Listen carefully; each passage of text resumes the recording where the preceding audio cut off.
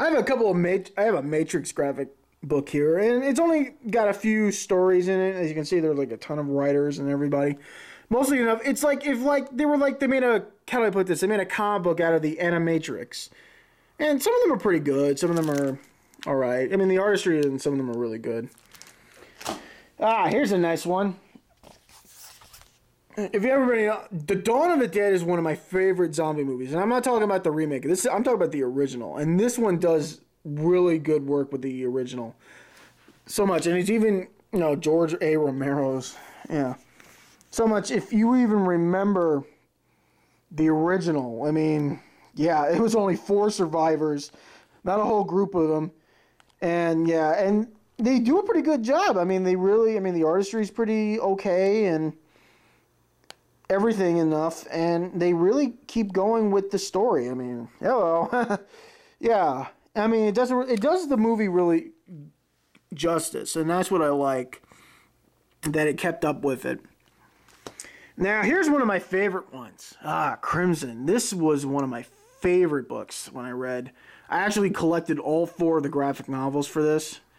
And I wish I had collected the series, but it was a long time ago, and I never really got to it. So I had the books. I have all 4. If anything, this is how you make a teenage vampire movie, people. Not that Twilight bullshit. This was really good. The artistry was great. So much.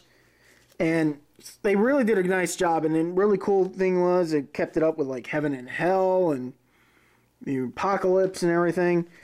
And it was really great. I mean, because the story was great, the characters were great, the artistry, everything was great. And at the time, I was just really looking for a good vampire comic. And this was it. And I really wish they kind of make a movie out of this, and better than Twilight. I think it would be a hell of a lot better than Twilight. Because really, right now, I'm really sick of that series. I'll be honest with you, I haven't read the books. I would probably enjoy the books more, but now, the more the series is coming out, I probably would hate reading the books. But this is my vampire movie right here, people. Right here. So Hollywood, get on that. Alright, so this is my manga collection. It's pretty much only 2 series that I have. I think I've got a couple of other ones, but they're like lying around. Like I've got a couple of Inuyasha books. Should really finish up on that.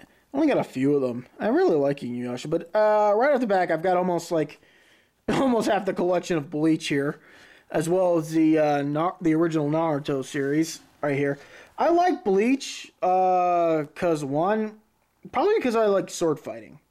I love sword fighting, and I enjoy a good sword fight. Anyone, I think of the first fight scene I ever saw as a kid with swords. So I kind of like this. Oh yeah, I got an Air Gear one. I actually like that series too. It was pretty good. And I never really got the book, so I think I enjoyed the anime more. But like I said, I got a couple of I got like half the Naruto's and like half the Bleach. I must have spent like a goddamn fortune at Borders just buying these things. And I should finish up on them because I think I bought like on Bleach I'm up to like 22 and everything, and then with Naruto I think I've almost got the entire set. I've got what was it, Naruto Shippuden 28. It's right there at the bottom. Let me see if I can see it. Yeah, right there.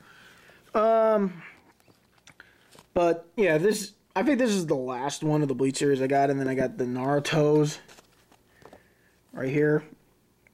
And I really enjoyed them. I mean, plus the cool thing about it is I guess I got used to after a while reading from what was it, from left to right. And then all of a sudden I got to realize I got to read from, right to left. I'm like, what the heck? I got so used to it because, and the cool thing about it, here's the cool thing. I mean, if you haven't read a manga before, it even tells you, hey, you're reading in the wrong direction. Whoops. Speaking of which, I actually have a couple of Dragon Quests. Now, these are a lot, as you can tell. Here's the size of a regular American manga, and I guess this is like an old style. I think this is how they actually make the books in Asia. I'm not sure, because these are really old books. And it's from Jump Comics, just like most of the others. But this one, this is pretty old. These were I actually found these. one time. I don't remember where. I don't even know why I got them because, I probably wouldn't have picked them up. I just found them and I guess they were given to me. As you can tell, it's like it's in their native language and I cannot read it for the love of God. And it just, if anybody's a fan of Dragon Quest, it's just weird, these books because I read them. And the thing is, I got 4. How many of these I have? I have volume 2, 4, 1, 3, and then I got this one, which is 7. And like I said, I don't understand, but I read this book and going on. I think I could pretty much get the gist of it just by looking at the pictures, but it's just, hey, what is that doing in there? That's just me, I guess. So yeah, that's pretty much my manga collection. Like I said, I have these books, so okay. I guess this is what most people wanted to know more than any. What you're seeing right now is my entire Deadpool collection.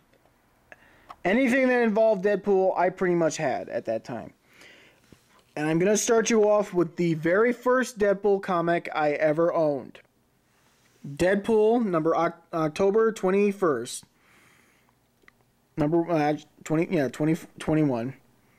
The very first Deadpool comic, The Secret of Deadpool's Destiny Revealed.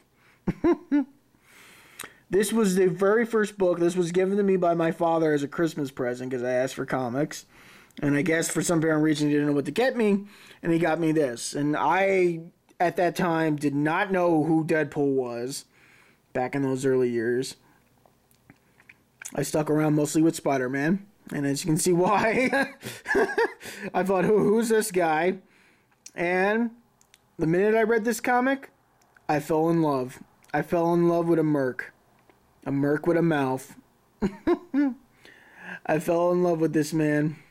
Where do I even start? Wow, where do I even begin? Wow, jeez.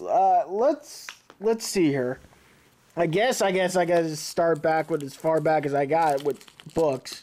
I don't have the entire collection. My mainstream Deadpool comic. This is like the most other recent book I have. Deadpool number 6. I guess as far back as I have with books. I also have this one. I guess since it's number 1, baby's first Deadpool book. I guess maybe this is. Oh God, I can't. I didn't even. Did I put these in orders? I hope I put these in orders, because that would suck if I didn't. Because it's gonna be a pain in the ass. And I did pretty good. I mean, I try to keep up with the series as best I could, and then at the time being, I really didn't have a decent comic book store nearby. And at the time, I did not have a car. I did not have a car with me. So I could not drive to like the local comic book store. I had like I used to go to a comic book store in Menlo Park Mall. So anytime I went to Menlo Park Mall after visiting my grandmother, I just grabbed as many comics I could get my hands on. And of course, at the time, I was grabbing Spawn and Venom at that time. So I never really got a lot of Deadpool comics. Because I didn't have a lot, which sucked. But, yeah, let's see here. Then they made that big fight, and, here's a nice one. Everyone pretty much remembers this one. This is the one where T-Ray shows up, and then he's telling Deadpool, you're not Deadpool, or you're not Wade Wilson, I'm Wade Wilson. And then, turns crazy. Here's another one. Here's a great one. I love this one. This was the one where, after the whole incident, where he took Thor's hammer. Actually, let me get that one right here, because this one's right over here, and I love that one. This is by far one of my favorite Deadpool comics, and I quoted that once in one of my reviews for like, what was it, Deadpool team up when he did with Thor, and I gotta say, I was really hoping that one would have been a lot better, because when you have this one, it's a little hard. I guess maybe it's a little hard to top this one. Because this was so funny, this was great. I mean, Deadpool's got Thor's hammer, and it's funny as hell. Then he becomes the mighty Deadpool, god of tacos. I don't know. I just love this one.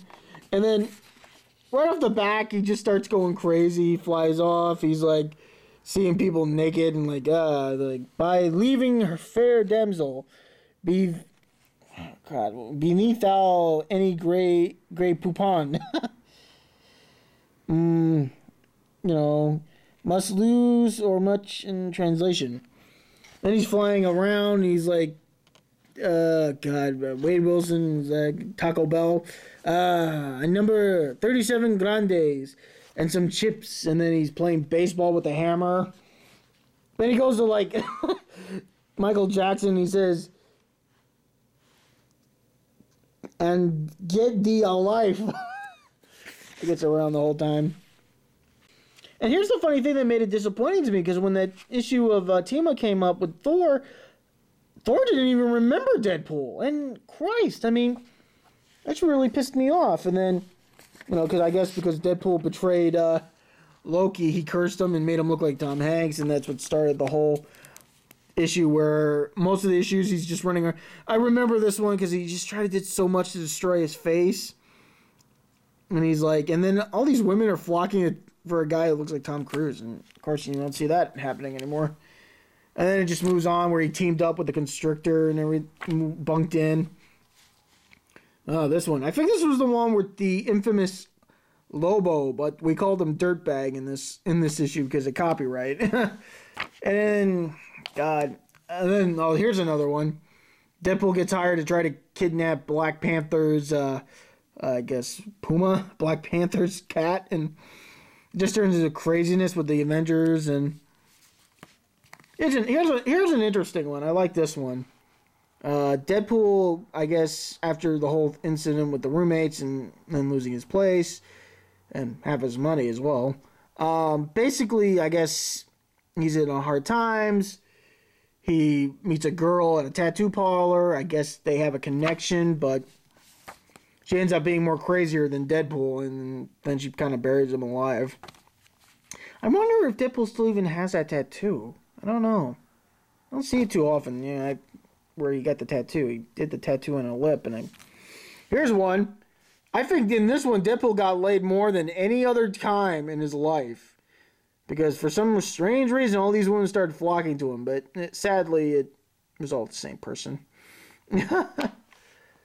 And then we got all these other cool ones, and Deadpool. Oh, crud! Here's Kid Deadpool, or Kidpool, or whatever you want to, or the original name. Here's a nice one. The Misery Sisters. Two high school teenage girls in schoolgirl outfits killing people. Really pretty fucked up Deadpool a lot in that one. Oh, here's a good one. Yeah, here's a great cover.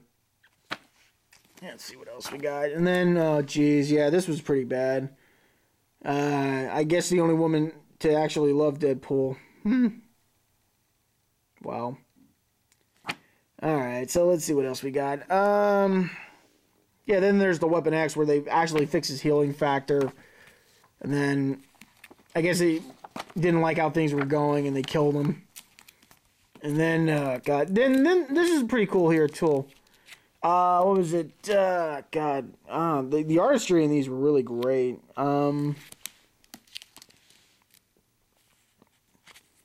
it was really cool seeing these. And here's a good one.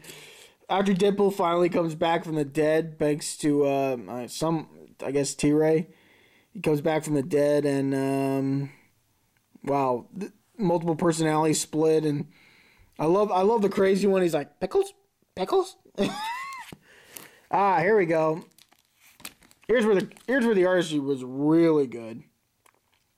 Yeah, the artistry was great, and this was pretty much, I guess, Deadpool getting his career back. And here's a funny one. Yeah, there were some really great ones. Sadly, this is the last Deadpool comic of that time, and I guess for some reason, their sales weren't doing so good, and they decided to finish him off. So we'll have to see what happens next.